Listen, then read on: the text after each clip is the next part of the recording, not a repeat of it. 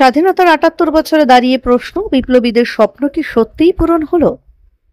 15ই August স্বাধীনতা দিবসের প্রাক্কালে এক গভীর বোধ সম্পন্ন বার্তা শোনালেন রাজ্যের শিক্ষারত্ন সম্মানে ভূষিত ও শিলিগুড়ি বিধাননগরের মৌলিকগঞ্জ হাই স্কুলের প্রধান শিক্ষক শামসুল আলম। তার মতে স্বাধীনতা শুধুই রাজনৈতিক মুক্তির নাম নয়, এটি একটি বৃহৎ সামাজিক দায়িত্ব। তিনি বলেন, স্বাধীনতা মানে এমন এক ভারত যেখানে থাকবে না কোনো ধর্মীয় বিভেদ, থাকবে না নারী পুরুষ বৈষম্য, থাকবে শিক্ষা সবার জন্য, থাকবে কর্মসংস্থান, থাকবে সমান অধিকার। আমাদের দেশের বীর স্বাধীনতা সংগ্রামী এবং বিপ্লবীদের এটাই ছিল স্বপ্ন। সেই স্বপ্ন বাস্তবায়িত হওয়াটাই হবে প্রকৃত স্বাধীনতা। শামসুল আলম বাবু আরো বলেন, স্বাধীনতা মানে যা খুশি তা করা লাইসেন্স নয়, বরং এটি একটি শৃঙ্খলার পথ, যেখানে থাকবে দায়বদ্ধতা, থাকবে অপরের প্রতি সম্মান, সমাজ ও দেশের প্রতি দায়িত্ব। আমাদের স্বাধীনতা তখনই সার্থক হবে যখন আমরা পিছিয়ে পড়াদের পাশে দাঁড়াতে পারবো। তিনি বিশেষভাবে স্মরণ করে বলেন অমর শহীদ ক্ষুদিরাম বসুকে। তিনি বলেন, মাত্র 18 বছর বয়সে হাসি মুখে ফাঁসির দড়ি মাথায় নিয়ে ঝুলেছিলেন ক্ষুদিরাম। তিনি বুঝে গিয়েছিলেন স্বাধীনতার মূল্য কতখানি। স্বাধীনতার ৭৮ বছরে দাঁড়িয়েও শামসুল আলম প্রশ্ন তোলেন, এখনো কি দেশে শিক্ষার আলো পৌঁছেছে সবার ঘরে? এখনো কি আমরা বেকারত্ব দূর করতে পেরেছি? এখনো কি আমাদের সমাজে হাহাকার নেই? শেষে তিনি বলেন, নতুন প্রজন্ম বড়দের দেখে শিখে, তাই আমাদের প্রত্যেকের দায়িত্ব আমরা যেন আমাদের আচরণ, মানবিকতা ও কর্তব্যবোধ দিয়ে তাদের সামনে একটা আদর্শ গড়ে তুলতে পারি। তাহলেই স্বাধীনতা পাবে তার সত্যিকারের অর্থ।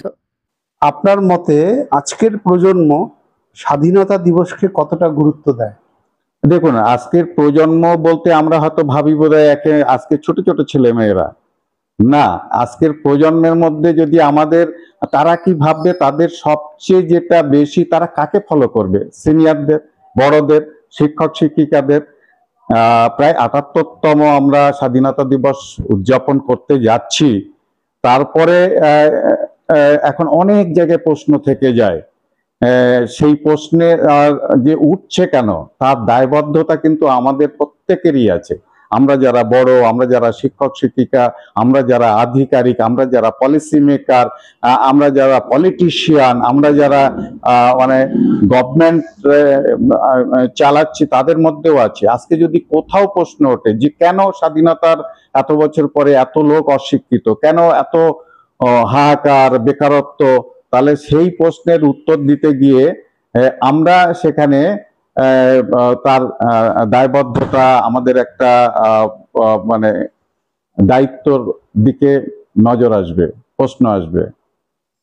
আচ্ছা, আপনার স্কুলে স্বাধীনতা দিবস উদযাপন কিভাবে হয়?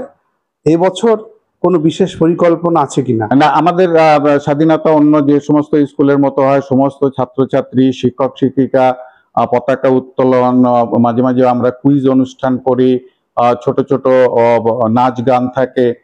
যেহেতু মানে বর্ষাকাল বলে এই সময়, যে কোনো সময় বিশেষ এই সময়, তো আমরা বড় করে সাংস্কৃতিক অনুষ্ঠান সারাদিন চালানোর একটা সাহস পাই না। দূর দূরান্ত থেকে 30 থেকে 40 কিলোমিটার দূর থেকে, কিন্তু ওই সে সমস্ত ছাত্রছাত্রী তারা এসে যায়, আমাদের বাসগুলো সকাল থেকে চলতে থাকে। এবং আমরা কোনোদিন কুইজ করি, কোনো বছরে ড্রয়িং কম্পিটিশন করি, এই ধরনের ছোট ছোট অনুষ্ঠান হয়। এই বছর কিছু? হ্যাঁ, এবছরে এই ধরনের কোনো একটা অনুষ্ঠান হবে, এখনো পর্যন্ত আমরা সিদ্ধান্ত নিইনি, খুব তাড়াতাড়ি হবে। ছাত্রছাত্রী আমাকে ঘরে এসে, স্যার এবছরে কি হবে? তখন হ্যাঁ, 25 বছর বোধহয়। হ্যাঁ, 25 বছর হয়ে মানে এবারে আমরা সমাপ্তির দিকে যাচ্ছি, আমরা বিশেষভাবে উদযাপন করব। আপনার জীবনে স্বাধীনতা শব্দটির মানে কি? স্বাধীনতা শব্দটির মানে, স্বাধীনতা এমন একটা শব্দ, সেখানে স্বাধীনতা মানে মুক্ত নয়। স্বাধীন বলে আমি আর যা ইচ্ছা আমি করতে পারি না। স্বাধীনতা সবসময় নিয়ম শৃঙ্খলার মধ্যে দিয়ে হবে।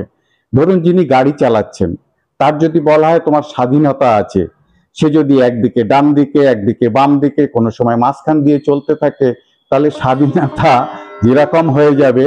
তাই স্বাধীনতা মানে একেবারে মুক্ত না, সেখানে নিয়ম শৃঙ্খলা, দায়বদ্ধতা, দায়িত্ববোধ, অন্যের প্রতি মমত্ববোধ, দেশের প্রতি, সমাজের প্রতি, পিছিয়ে পড়া তাদের প্রতি, সব মিলেমিশেই স্বাধীনতা অন্য অর্থ খোঁজে।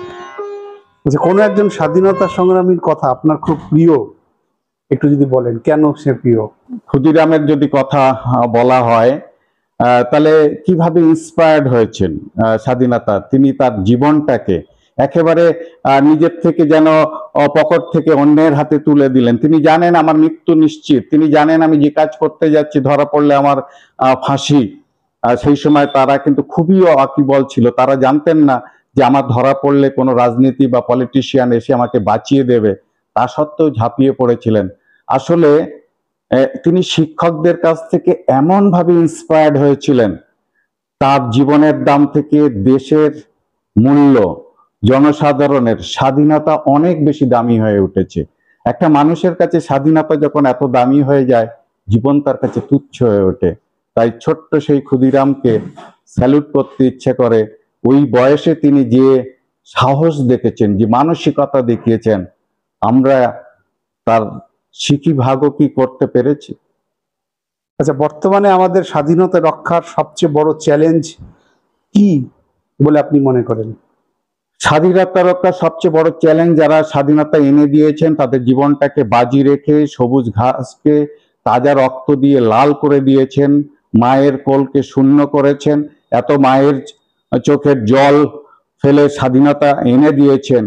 তাদের স্বপ্ন পূরণের জন্য তারা যা যা চেয়েছিলেন, শিক্ষা থাকবে, বেকারত্ব থাকবে না, সমান অধিকার থাকবে, ধর্মীয় হানাহানি থাকবে না, নারী পুরুষের বিভেদ থাকবে না, তাহলে তারা যে স্বপ্নটা দেখেছিলেন সেই স্বপ্ন যেদিন পূরণ হবে, স্বাধীনতা সত্যি সত্যি স্বাধীনতা মানে আসল রূপটা খুঁজে পাবে।